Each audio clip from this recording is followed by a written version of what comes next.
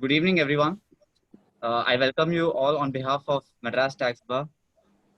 Today, we have an interesting session uh, on Swami Vivekananda and Constitution of India, where His Lordship Justice G.R.Swaminathan will be giving us the special address, and additional Solicitor General Mr. Vikramjit Banerjee will be giving he'll be the guest speaker for the evening. I thank both the speakers for joining us today and consenting to give this talk on Swami Vivekananda and the Constitution. Uh, I request Hemalata ma'am to kindly give the welcome address. Before that, I would just state the usual announcements for this webinar, where after the talk, we can have the interactive session where the participants, if you are interested, you can either put in your thoughts in the chat box or your queries, or you can raise your hand if you want to interact with the speaker about this topic today. So I thank once again for all to join us today, and I request Hemalata madam to kindly give the welcome address. Thank you. Hemalata ma'am. Thanks, Ruthavi. Warm and pleasant good evening to one and all. It's my honor and privilege to be welcoming two distinguished speakers for today. Lordship Justice G.R.Swaminathan needs no introduction as such, and a legal luminary driven by compassion and empathy. His judgment speaks for themselves. Learned Additional Solicitor General is a seasoned advocate who has been leading the practice general for a considerable period in the Supreme Court. I welcome you also. The July is a common month for both of you. I can say that. Both actually that appointed as ASG in the same month. Today, July is the, both you are combining yourself for the webinar also in the July month of July. So I'm happy to welcome you again. Thank you very much. Now I'm over to Aditya Reddy for introduction of the resource person. Thank you. Thank you, ma'am. I'll unmute Aditya.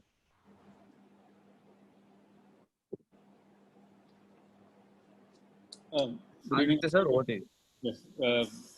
As Hemalata madam said, both His Lordship Justice Swaminathan was appointed as ASG in July 2014, and exactly 3 years later, Mr. Vikramjit Banerjee was appointed as Additional Solicitor General in the same month. And Mr. Vikramjit Banerjee, for all of us who don't know, is a graduate of the National Law School of India University of the year 1997, and before being appointed as the youngest Additional Solicitor General of India, he also was appointed as the Advocate General for the state of Nagaland before the Supreme Court, and then was elevated, or rather was appointed as the Additional Solicitor General in the year 2017. And since then, he's been defending the government in many sensitive cases.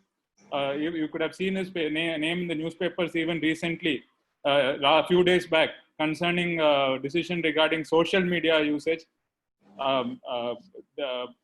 He is one of the few intellectuals in this country who is especially addressing the youngsters on nationalist topics, and who is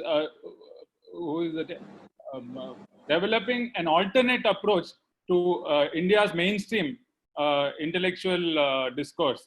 I call upon, without wasting much time, I call upon Mr. Banerjee to begin his address. Over to Vikramjit. Thank you, Aditya. I think Aditya is very kind. I don't think I deserve the amount of kindness which Aditya has shown to me. It's a great honor for me to be part of this. Vikramjit Singh, one small interruption. Hello, this is Swaminathan.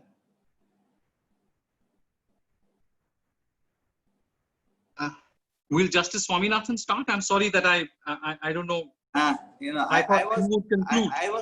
I'm sorry. I thought he would conclude. I'm sorry. I think he was the main speaker, so he would conclude. It would be in conclusion. But you are the main. You are the main speaker. No. It's fine. whatever. Probably I'm the main listener. No, it's fine. So whatever, I think. Aditya only asked you to begin. I just have to say three things. Okay. Yes. I must congratulate the Madras Tax Bar, not just for organizing this webinar, but for choosing interesting themes. In fact, even last week they had invited Mr. Vikram Raghavan of World Bank to speak on the impact of COVID. So in fact, every webinar they have been organizing, it is on a theme that is outside their core domain, the tax area. This I find it very, very interesting, and I must really compliment them for doing so, because it does give them a wider perspective. But today's theme, in my view, is the most interesting one. And I'm all the more delighted that, I think you are in your early 40s? You are in your early 40s? Banerjee, you are in your early 40s? Yes. Next, How old? What is the age of Mr. Banerjee? Aditya. Aditya, you I can hear am me? 46 now. 46. Oh, that's fine. Somebody who is on the right side of 50.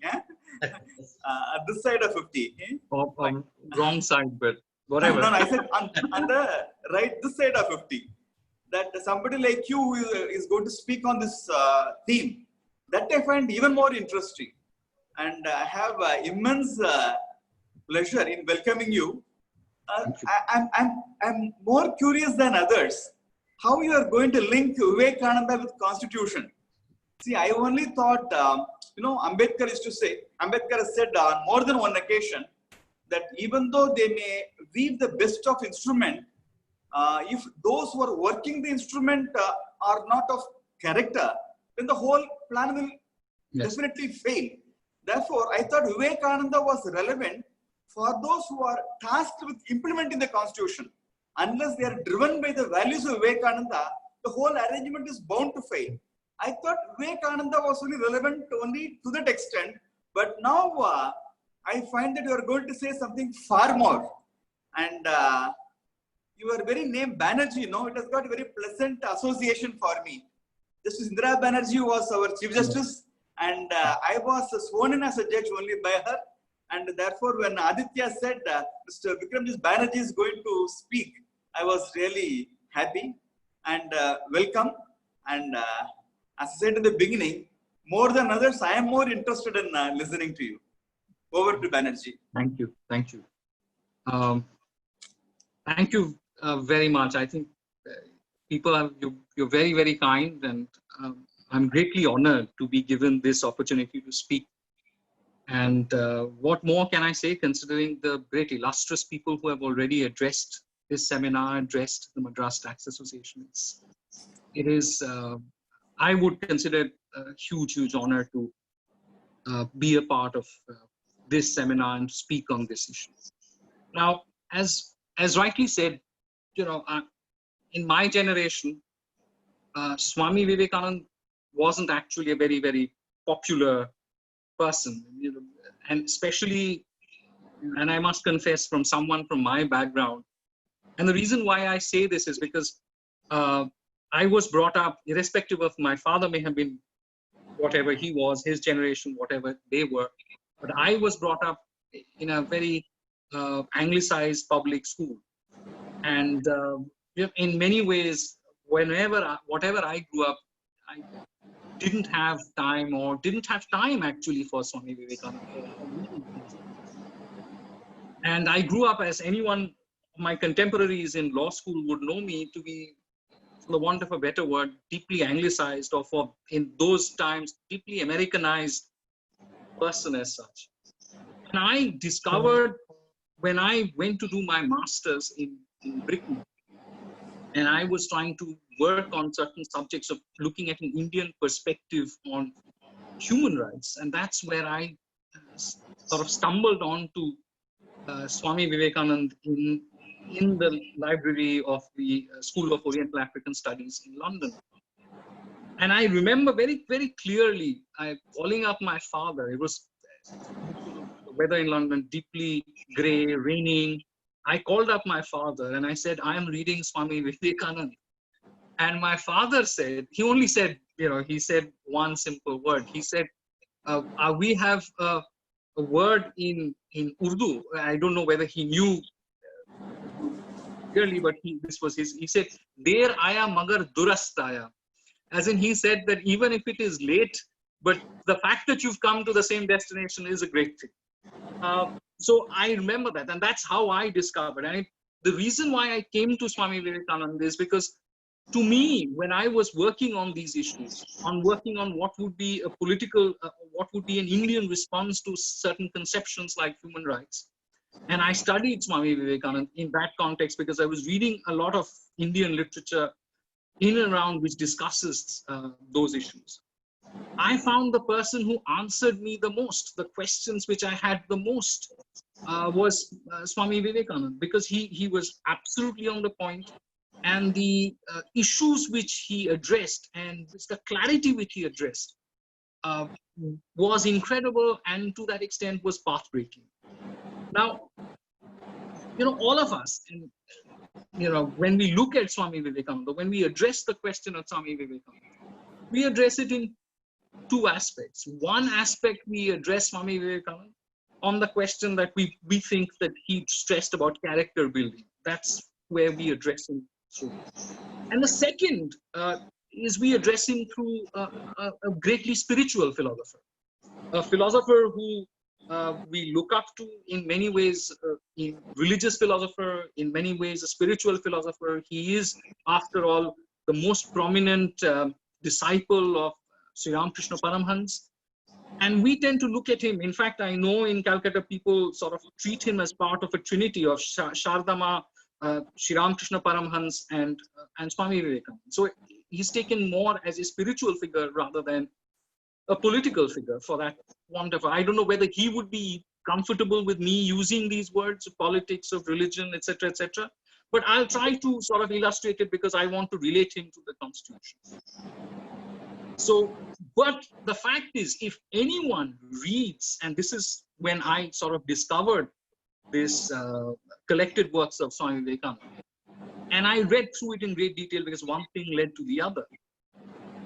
He is absolutely very, very clear on his politics. He is in many ways deeply political because he has a lot of very interesting political viewpoints. He has a lot of very, very interesting political ways how he perceives society and how he perceives politics. What are the prescriptions, how we should go about it. He has same sort of viewpoints in relation to social issues. He has same in relation to even economic issues. And in some ways, the questions which we face today as a country, Swami Vivekananda had addressed those questions and addressed those questions quite frankly and quite openly. Now, the whole question is what is the importance of the politics of Swami Vivekananda? Now, the followers, the political followers of Swami Vivekananda are very large. And I'll just take you through some of them. So some of them you may know, some of them it may be new, but the fact that the reason I wanted to go through this is because these were all very deeply political people. First person whom, all of us know is Rishi Aurobindo. Aurobindo Ghosh, one of the most prominent persons of the freedom movement. He pressed for freedom, and in the end, the famous time when he was in Alipur jail, he famously says that he saw Swami Vivekananda in front of him, and that's when he realized that mere violence is not the solution for the freedom of India. One of the most radical personages, one of the most, let me put it this way, radical nationalists. There was a person called Jatindranath Mukherjee. I don't know how many of you know of Jatindranath Mukherjee. He is supposedly one of the greatest revolutionaries of Bengal and one of the greatest revolutionaries possibly in the modern period. As Charles Taggart was the British police officer famously said about Jatindranath Mukherjee, that if there were more people like Jatindranath Mukherjee, it would be very difficult for British to ever control India. In fact, Charles Taggart famously commented about, after the death of Jatindranath Mukherjee, he said, if Jatindranath Mukherjee was a Britisher, they would have put statues of him besides, like the British have made Nelson at Trafalgar Square. They would place statues like him besides Nelson. Now, Jatindranath Mukherjee is also very, very famous. And this, some of you may know this person, is as the guru of M.N. Roy, the great radical humanist, the great sort of communist icon. Swami Vivekananda is also linked with Lokmanya Tilak. I don't know how many of you know that he met Lokmanya Tilak when he was a monk moving around India, and he stayed with Lokmanya Tilak. He had discussions with Lokmanya Tilak, and Lokmanya Tilak did not at that point of time realize that he was speaking to Swami Vivekananda. Then it's only subsequently he realized that all these discussions which he had with this monk who was moving around was Swami Vivekananda. Sister Nivedita, we all of us know, had a great impact. She was Swami Vivekananda's foremost disciples. She was linked to Aurobindo Ghosh. She was also deeply linked to Subramanya Bharati. She was deeply linked to Rajaji, and also, Subhash Chandra Bose. Subhash Chandra Bose was a person, again, deeply inspired by Swami Vivekananda. He always said that his inspiration was Swami Vivekananda. Now, so much so, and this was, so much the fact that, again, Charles Taggart, who was the great police officer of the Raj, always referred to Swami Vivekananda as the prince amongst patriots. And, it is also, this is a history which is not for the scope of this discussion, but this is just as a background, that Gandhiji went to meet Swami Vivekananda when he was very ill and died a few days later. And but Swamiji could not meet him because he was very, very unwell. And Anthony Parel, one of the foremost commentators of Gandhiji and one of the really knowledgeable person on Mahatma Gandhi, says that Gandhiji said that his entire conception of non-violence was inspired by the words of Swami Vivekananda, who said that my teacher, that is Ramkrishna Paramahansa, told him that violence never is not constructive. Violence never solves any problem. And and Gandhiji said he was deeply inspired by that. Now, interestingly, and this is after which I'll address the crux of it, that there is also a very interesting discussion between Gandhiji and Baba Saheb Ambedkar in relation to Swami Vivekananda. Now, this is part of Baba Saheb Ambedkar's very famous book called Annihilation of Caste. Now, when Gandhiji actually writes to, this is this conversation which Baba Saheb says the differences in relation to Hinduism as what Baba Saheb perceives. When Gandhiji gives an example of a number of Hindu saints who have tried to break the mold of caste, and he mentions all of them a large. He mentions Chaitanya Mahaprabhu, mentions Tukaram, mentions a number of them, ends up with Ramkrishna Paramahansa and Swami Vivekananda. And Baba Saheb Ambedkar actually addresses all these saints by name in his reply and says that if these people had tried to break caste and failed, it showed that there was something majorly wrong with the system. And even these great people were not able to break the mold of caste. Surprisingly and strikingly, the only person who Baba Saheb does not address, and we can take it as lawyers as sub silentio, the only person whom Baba Saheb does not address in those people whose attempts he thought was a failure of changing the Hindu system was Swami Vivekananda. Gandhiji also, interestingly, and this is something which I'll address later, attributes the formulation of the word, and this is, he writes in Navjivan at some point of time, attributes the formulation of the conception of the word Dalit to be of Swami Vivekananda's creation. He writes in Navjivan to say that Swamiji, while discussing the status of untouchables, which at that point of time in India, he described them a number of words, and he said that they were depressed, they were suppressed, etc., etc.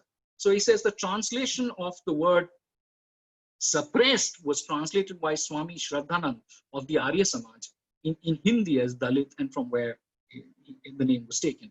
I'm sure there is a little bit of a controversy as to what is the source of the name, but nonetheless, it was Gandhiji's view, and I say this because it was Mahatma Gandhiji's view, that Swami Vivekananda was aware of these issues and he did speak about it. So broadly, my point is, there are people who look at Swamiji only as a person who is aware and talks about spirituality. My take on Swami Vivekananda is a political philosopher. He has a very deep insights into politics. And in many ways, if we look at today's scenario of today's society, political outlook of today's society that we see today, we see the impact of Swami Vivekananda.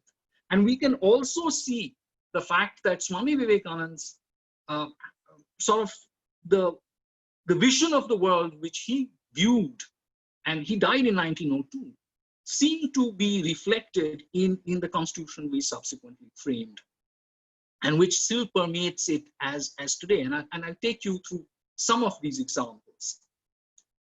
As Sister Nivedita famously said about illustrating about Ramakrishna Paramhans and Swami Vivekananda, Sister Nivedita said very famously that Ramakrishna Paramhans stands for what India was for 5,000 years, the thought process of India 5,000 years.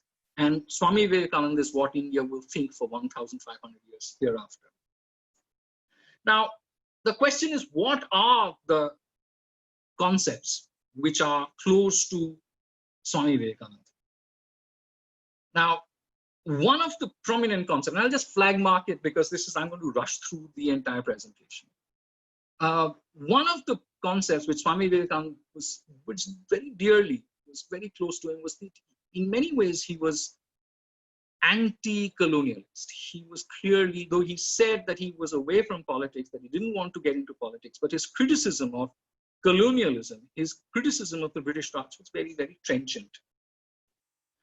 But he supported, there are interviews in which he supported the Congress, or Indian National Congress, the freedom movement at that point of time. But he was of the view that power is not, and he says this, he says power is not gathered by petitions. Power is gathered by doing work for the society, and the people in charge will then be forced to sort of give up their power to you, because you will automatically inherit the power if you perform a social political function. Now, it's very interesting, and this is something which some of us would appreciate, that he had a very interesting understanding of history.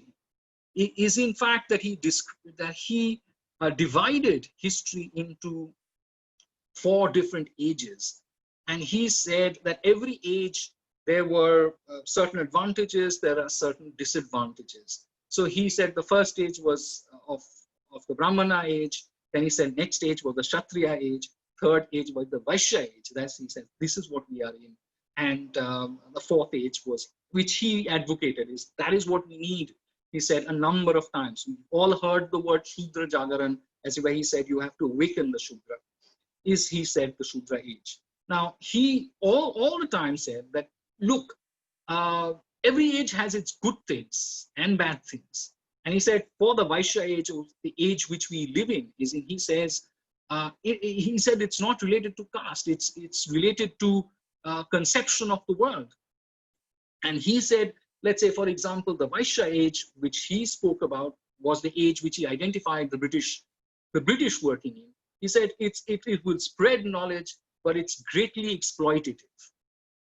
And he said, and he said that the ultimate thing, it would be a huge amount of exploitation, especially of the people absolutely at the bottom. And he said the solution would be is Shudra Jagaran, is that you have to ensure that the people at the bottom are awakened. He said then automatically after Vaishya age, he said it will be the age of the Shudra age. And in many ways, a lot of people have identified this, whatever he said, this conception with the Marxist conception of the state. He did not agree with that. All of us know again that his own brother, Bhupendranath Datta, was a communist, was a member of the Communist Party. But Swami Vivekananda was very clearly not communist. And the question was put to him a large number of times, saying that, are you a communist? Are you a socialist?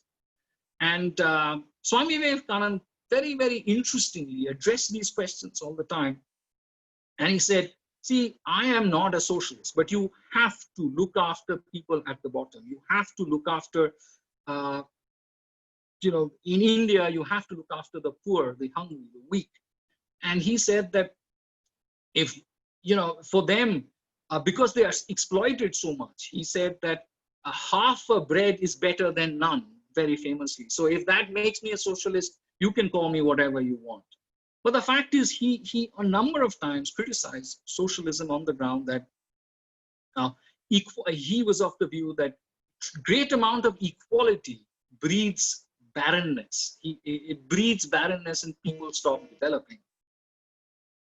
No doubt that he was a materialist, and he always believed that if there can be any technology which can be used to benefit the people, that's what it should be. He also, again, can be taken to be the forerunners of the system, of the market system when we hear today, is because when he at one point of time compared a grihastha, saying a grihastha earning money for the distribution of wealth across society, to me is as important as a person, as a monk praying in his cell, because it is the grihastha who generates wealth which makes the society continue and grow through. Interestingly, there is also a conversation, and this I tell people, is such a perceptive conversation, when a question was put to him is, how will this entire conception of caste end? And he said that it is the market, it is the free market which will dissolve all these things. But it is also to be interestingly seen that Swamiji, when he spoke about all these issues, the issue which he says is the biggest issue, he says, is about privilege. He says no one should be, whether rich or poor or socially forward, socially in whichever status. The problem is not where they are. The problem is the privileges which accrue to it. So according to him, it's very clear. It's not merely because you are who you are. It's also the privileges one accumulates. And it is the privilege, the entire struggle, which he says in the history of the world, is to get away, is to destroy these privileges which people accumulate along with their wealth, with their social status. Now, what would he have to say about of the second question? When he comes and talks about Swami Vivekananda has a very nuanced and very interesting ideas when he addresses the question of religion. He says very interestingly at one point of time that if you have to explain religion to the West, you have to explain it through politics. And if you have to explain politics in India, you have to explain it through religion. And he said that because people in India are deeply spiritual. But very interestingly, he continuously stressed on the fact that, as he continuously said, that the keystone of the arch in India is ekam sach vipra bahuda vadanti. And all of us who know the definition which the Supreme Court today uses very frequently about what is the conception of secularism in India, because we don't have the Western model of secularism. The Supreme Court continuously uses this term, ekam sat vipra bahuda vadanti. It is almost as if it is straight lifted out of Swami Vivekananda. And Swami Vivekananda said that there are many paths which lead to God, and you have to respect every one of them. And it's very interesting. And he was asked this question about whether there should be a single religion. He said, you can't have a single. You can't have a religion which fits all. It has to be given. It has to be given its full play. People should be allowed to perform it in whichever way they want to. Interestingly, and this is again something very interestingly, again he said the same question about having a language, a universal language for India. People would have expected that he had a deep sympathy for Sanskrit, no doubt, because it was just like Baba Sahib did, deep sympathy for Sanskrit. But nonetheless, because it was the language for the culture of India, but he said that you can't have a unified language in this country. Very, very, very, very perceptive and very, very clear. Swami Vivekananda again was a great proponent of individual liberty. Now, again, all of us who read Swami Vivekananda would know that a large amount of times he found a similar method. He said our movement towards achieving moksha in the West is paralleled by the conception of liberty, whereby people achieve liberty in order finally to be able to achieve their ultimate goal, which is happiness. So he said in India also, it is about the individual. It is about how individual moves towards uplifting oneself to achieve moksha. In fact, he wrote, and very famously, he wrote a poem dedicated to America on the 4th of July. No doubt he spent a large amount of his time in America, and he was in America. He said the greatest contribution of America to the world is the idea of liberty. He was deeply impressed with the American conception of liberty, and he advocated it tremendously all over his writings. Now let's come to the other part, is how has the Supreme Court sort of looked at Swami Vivekananda? There have been a lot of writings on that recently. Now, according to me, Supreme Court has sort of like in 4 different ways it has perceived Swami Vivekananda. One is very famously, the Supreme Court quoted Swami Vivekananda in great detail in the path-breaking judgment of Indra Swaminathan, where it justified the entire conception of what Swami Vivekananda at one point of time did say, that it is the duty of those who are socially advanced to ensure that people who are not socially or educationally or who are economically backward or socially backward, to raise them to their own level. He said it is incumbent upon them to do so. It is almost the same logic which Ram Manohar Lohia actually uses in the entire conception of how to, for purposes of affirmative action.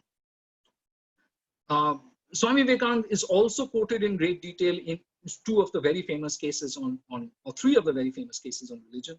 One is the Anand Margi case, which we've all heard of, and which on what is the true test of what is true religion, what is the essence of religion.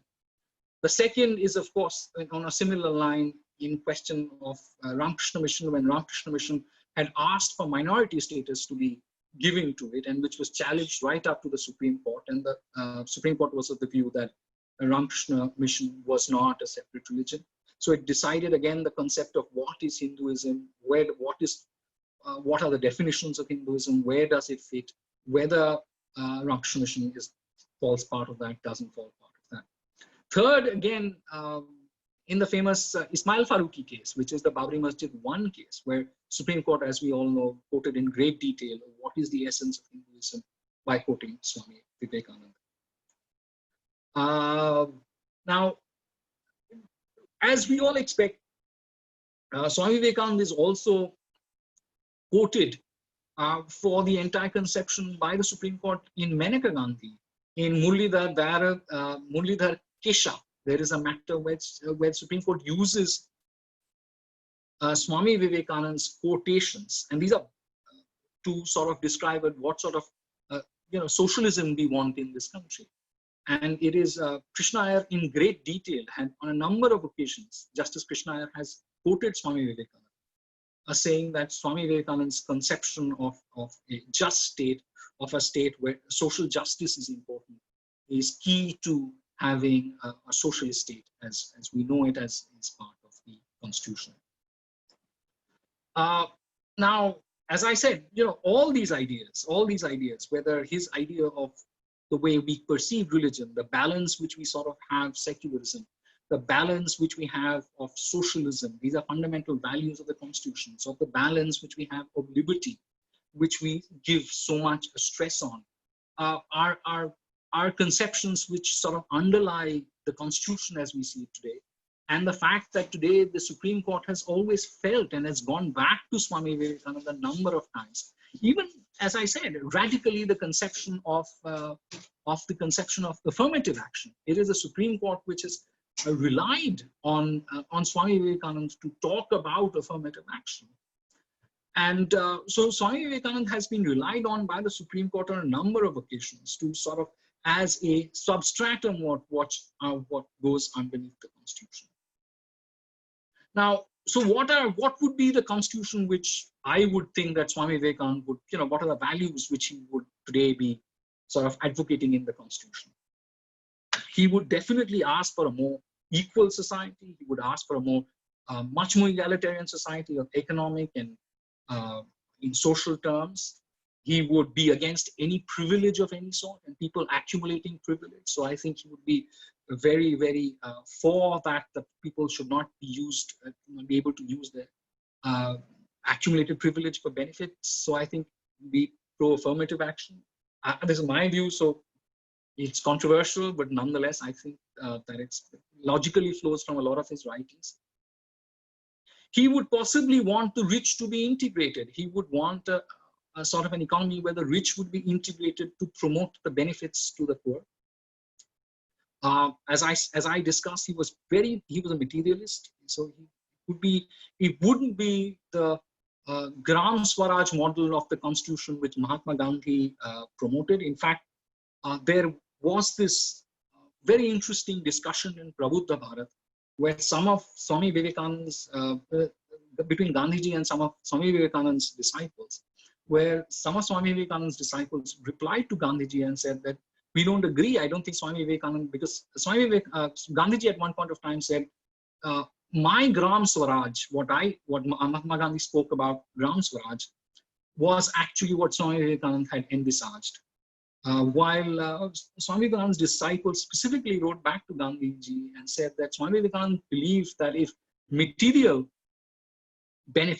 science actually benefits people, then that should be the way forward. So I don't think Swami Vivekananda's philosophy would be, or the constitution, which would be too village-centric. And this is because there is an alternate sort of constitutional model which is greatly advocated in India. Also, is the Gandhiji's own constitution, Gandhiji's village-based, village-centric constitutional system, which I don't think, according to me, Swami Vivekananda wouldn't have been too enamored of that.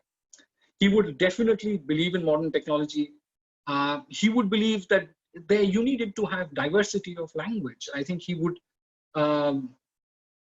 He always accepted that there would need to be diverse religions, and as I said, ekam sat vipra bahuda vadanti, and he would believe that though there should be a soft spot for Sanskrit, but nonetheless you can't have a one-size-fits-all in either for language or, for that matter,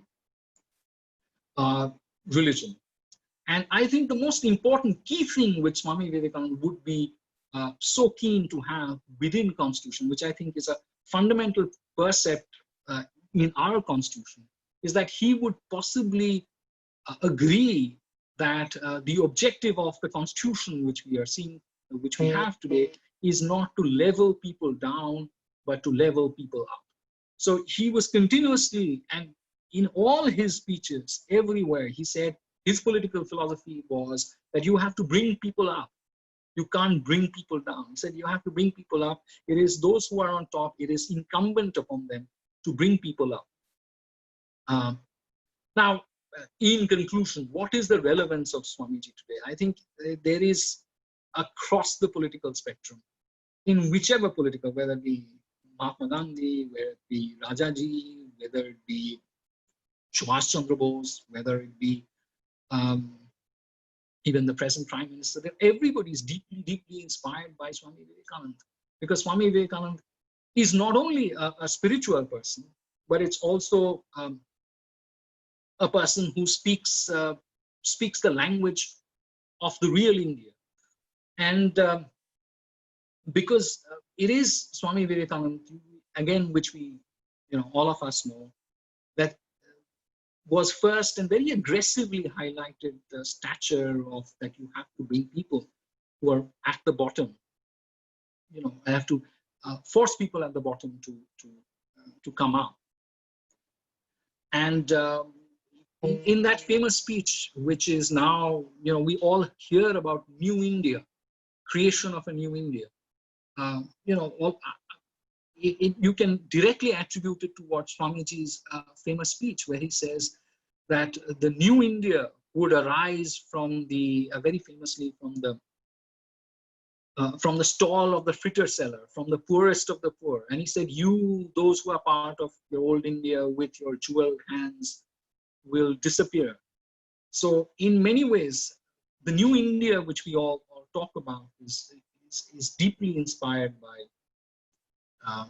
Swami Vivekananda. As to the other conceptions, there are two other conceptions of way sort of, and this has to be also marked as part of the discussion, as whether the Constitution views Hinduism as a religion is also in many ways deeply influenced by the thinking of Swami Vivekananda. Whether it is the conception of idol worship, as people who worship icons and idols, as well as his conception that every religion should follow their own religion, and they should be satisfied with their own religion, and they should not, for that matter, there should be limits on how people change their religion. Now, where does this all sort of conclude in the end? I think if we have three political philosophers which can be whose philosophies can be used to interpret the Constitution as we know it today, constitutional philosophy as we know it today, I would say there are three people. One would be Mahatma Gandhi. One would be Baba Saheb Ambedkar, and the third would be Swami Vivekananda. Baba Saheb Ambedkar is in many ways a radical modernist. He's an extremely knowledgeable person, deeply aware of the views of the world, one of the most greatest erudite people of his age. But he's a radical modern. He wants to change the entire India as it is. Really wants to recreate it completely. On the other hand, and this is my view, is Mahatma Gandhi, who wanted the old world to remain. In many ways, he wanted the old traditions to remain. He's deeply inspired by Ruskin, whom we all know, who wanted the old world to remain. And the only sort of translation of a political tract which he ever did was John Ruskin's book, saying that unto the last, I think, which is about retaining the old world. And the third, and this I think is very crucial, is the world of Swami Vivekananda, the philosophy of Swami Vivekananda, where he talked about that we have to be modern. We have to be modern. And he said that every institution which you have, every traditional institution which you have, every philosophy that you have, every religious percept that you have, has to be tested on rationality. And if it does not test itself on rationality, it can't satisfy rationality, then it has to be discarded. And he's a deeply materialist. Yet he's connected to the tradition of India of 5,000 years. And he continuously says that the challenge of the world which we see today is between Scylla and Charybdis, between the great materialism of the West and of modernity, as well as the great tradition which we have in India. And he said, we have to, as Indians, walk the middle path. We cannot give up our traditions, our culture, but it has to be tested on rationality of the material benefits also which the West gains. To me, Swami Vivekananda is the philosopher of the here and now. And he is, in many ways, the middle path, which he tried to walk between modernity and tradition, between the old and new India. And to me, he is the precursor of New India and is very crucial to how we look at the Constitution and how we interpret our constitutional philosophy. Thank you very much. Thank you, Vikramjit sir, for that wonderful talk on Swami Vivekananda and the Constitution. I would request His Lordship Justice Swaminathan to also share his thoughts on this topic and and to kindly summarize on what and on his views about this talk.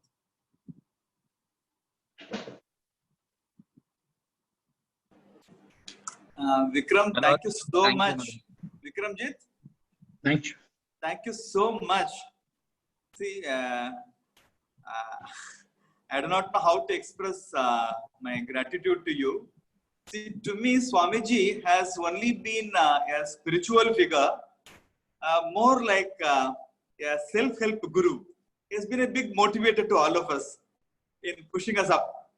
But I never thought that Swamiji can also provide a solution to the pressing constitutional issues of the day also.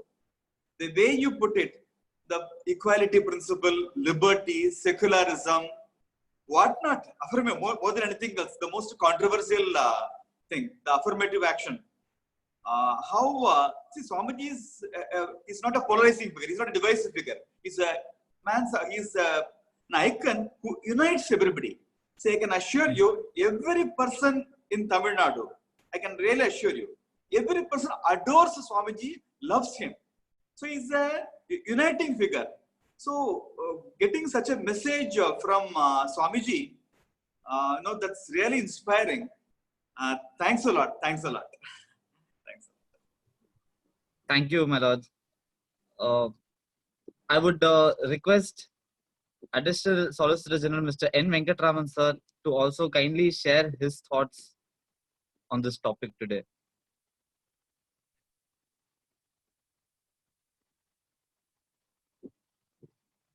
Venkatraman sir, if you could. Yeah. Vikramjit, and first, namaste to Lordship. And Vikramjit, I'm pleased to know you for the first time through this webinar. I'm N. Venkatraman, a recently appointed ASG as your companion. So we'll meet more often, I'm sure. As your junior companion, and I'm very proud to say it so. After listening to you, we are literally so proud that at 46, in spite of an Anglo-Saxon infliction, you have come 180 degrees, and it's a very, very well laid out talk for the following reasons. One, it had so much of maturity. Two, it had great sense of balance. And three, it touched on new, not so discovered areas. And at 46, India should be proud about you. You will go a long way, and you will certainly capture the minds of more and more young men and women who are now more attracted towards human rights as individual liberties. I'll just add 2 sentences and with that of what His Lordship was saying, and then possibly close it. See, the beauty of Swami Vivekananda is he was the first yogi or a sannyasi who could convert or create a dynamic kinetic energy out of Sanatana Dharma or Hinduism. He was the first to do it, number one. 2, even before 60 years, we could frame the constitution in 1950. In his speeches, he started to declare the constitutional ideals of a new India. And 3, if somebody wants to know secularism, one has to read Swami Vivekananda. He is the one who has captured what secular credentials of India mean. No one else. And today, all the judgments are slowly proving that when you try to balance secularism with majoritarian view, it only goes to show that our constitution has not been truly secular in many sense. And it therefore needs a revisit, either by the courts or through an amendment. Therefore, for somebody to understand in a very dispassionate way what is secularism, one has to read Swami Vivekananda. He could dish out political ideologies, social ideologies out of a religion which was limited only to religious thoughts and religious perfections, which Vikramjit could bring it out so beautifully. And more than thanking you, we should thank who has suggested your name and brought you here. We would like to certainly know who sponsored your name. He or she should be thanked more. And our best prayers to you, Vikramjit. God be with you. Thank you for this seminar, MPB. Thank you. Thank you, Venkataraman sir, for those wonderful Who words. suggested him? And Aditya Reddy sir called him. Oh, hey, Aditya, thanks. You need to be complimented more for suggesting him. Good luck to you. Thank you, Vikram. Thank you to his lordships also. Thank you, sir. Sir, I would call upon Mr. Natarajan sir, one of our members from the group, to kindly tell a few words. Natarajan sir? Yeah, thank you, Prithvi. Good evening to Lordship, Vikramjit Jain, and all my brothers and sisters. See, when we heard this particular topic, like many people, I also wondered, what is this combination? What has got Vivekananda has to do with the constitution, or constitution has to do with Vivekananda? So that was the doubt which many of us would have had. And today we also saw many new attendees inspired by the topic. And after listening to you, now I understand the similarities between these two. Both our constitution as well as Vivekananda are nothing but the embodiment of the Indian values. So both Vivekananda as well as our constitution has adopted the Indian values so much and stand for it. See, Vivekananda is truly an internationalist. He looked around the world and he absorbed whatever is good in the entire world and finally gave it for the Indian context, for the Indian requirement he preached. And similarly, our constitution has also looked upon the several constitutions of various other countries. People may say, is it a copying or something? No.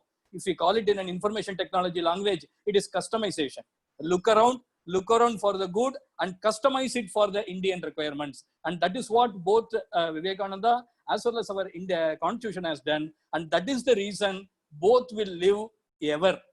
See, you would have seen a lot of constitutions have failed in the world. Take our own neighbors like Sri Lanka or Pakistan. But our constitution has stood the test of all the times only because it is all based on the Indian values and it has been customized for India.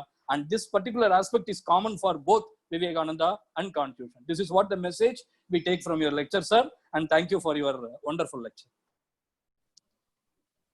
Thank you, Natarajan sir. Now the floor is open for the participants. If any one of you have anything more to share on this topic, you can kindly raise your hands or you can put in your messages in the chat box. I'll unmute you. We still have some time before we close this session.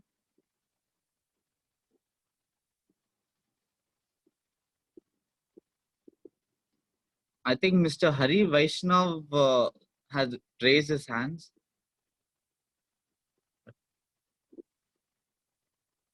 Mr. Hari?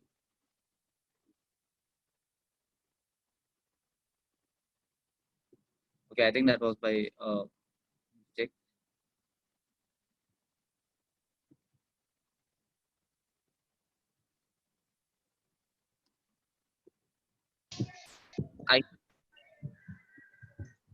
I call upon Mr. A.P. Srinivas sir to kindly share his thoughts. Yes. APS sir? Yes. Thank you, Mr. Prithvi. Brothers and sisters who have assembled here today, So today we have connected Kanyakumari to Delhi. Honorable Justice G.R.Swaminathan symbolically representing the Kanyakumari and Southern Tamil Nadu, and our guest speaker Mr. Vikramjit Banerjee from Delhi. So we are intellectually connected through this video platform. And all the more our member Mr. N. Venkatraman, Additional Solicitor General, also participated today. It added value to the program today. Who all are from the southern Tamil Nadu are well known about Swami Vivekananda. Swami Vivekananda Kendram is in Kanyakumari. So they regularly conduct programs in all the schools. So I also, as one of the students, participated in the programs conducted by Swami Vivekananda Cultural Kendra in Kanyakumari, and they advocates the philosophy mooted by Swami Vivekananda regularly. And in the northern state of Tamil Nadu from Chennai, many of our members have studied in Ramakrishna Mission School, and almost all scholars have studied in Vivekananda College at Mylapore. So somehow the Madras Tax Bar is closely known about Swami Vivekananda. And our guest speaker, Mr. Vikramjit Banerjee, has done a thorough research, and he has presented many papers on Swami Vivekananda, and it was published by India Foundation Group. So Swami Vivekananda strongly advocated the religious tolerance and secularism, and he was against the casteism, and he was the first to introduce the word Dalit.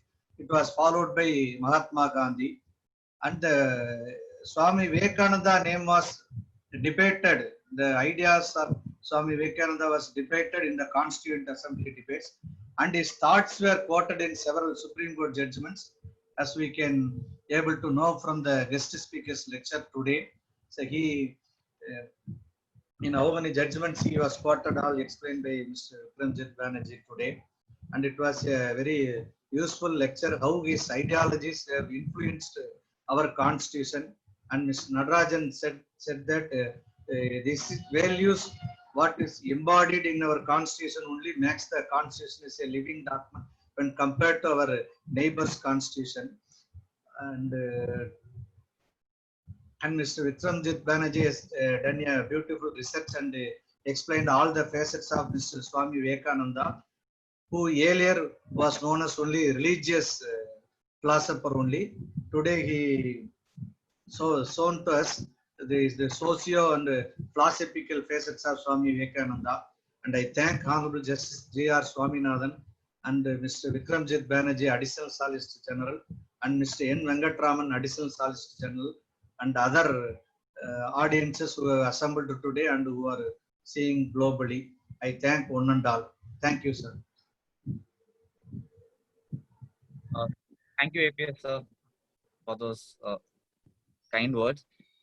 Before we close the session, I have one participant who wants to add something, Mr. Vishwanathan Adhanya. I'll unmute him.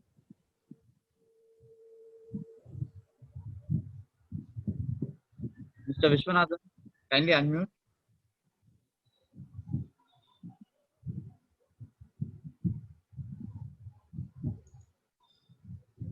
Vishwanathan.